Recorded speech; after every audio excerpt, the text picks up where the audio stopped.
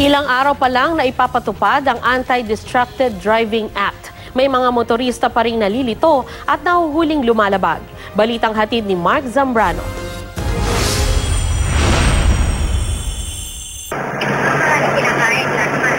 Todo text ang driver ng jeep na ito habang nagmamaneho.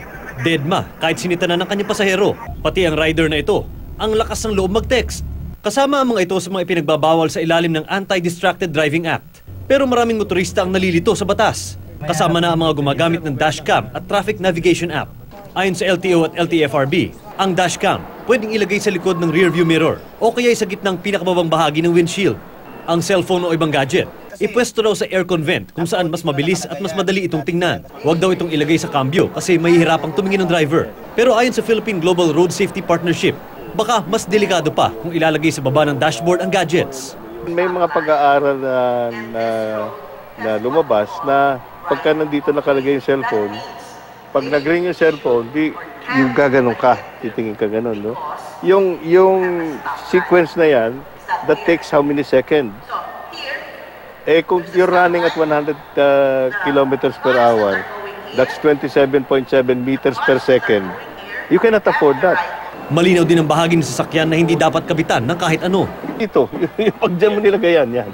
Oo, dahil talagang, na-obstruct na yung view mo niyan, no? Ito, yan, ilagay mo yan dyan. Hindi pwede, dahil kasi hindi mo makikita yung kung anong speed mo, dahil kasi nandito yung mga gauges ng sasakyan. May mga nagtatanong din, paano ang iba pang accessories na nilalagay sa dashboard? Sa ilalim ng Joint Administrative Order o JAO 2014-01, bawal ang defective at unauthorized accessories na banta sa kaligtasan sa kalsada. Hindi siya under ADA, it is under JAO.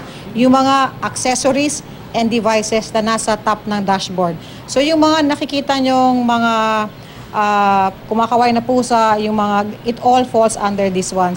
Bawal din ang mga rosaryo o poon sa dashboard o nakasabit sa may windshield. Mga display na hayop na gumagalaw ang ulo, pati na mga lucky charm. At anumang sagabal sa line of sight ng driver. Ang mga signboard sa mga pampaserong sasakyan, bawal din. Maglalabas ang LTFRB ng Memorandum Circular para ilagay ang markings at signages ng mga ruta sa gilid ng sasakyan. Pasok din sa reckless driving ang pagme-make-up, pagkain at pag-inom habang nagmamaneho. Bibigyan daw ng LTO at LTFRB ang mga motorista ng 1 linggo para alisin ang mga abubot sa windshield. Mark Zambrano, GMA News.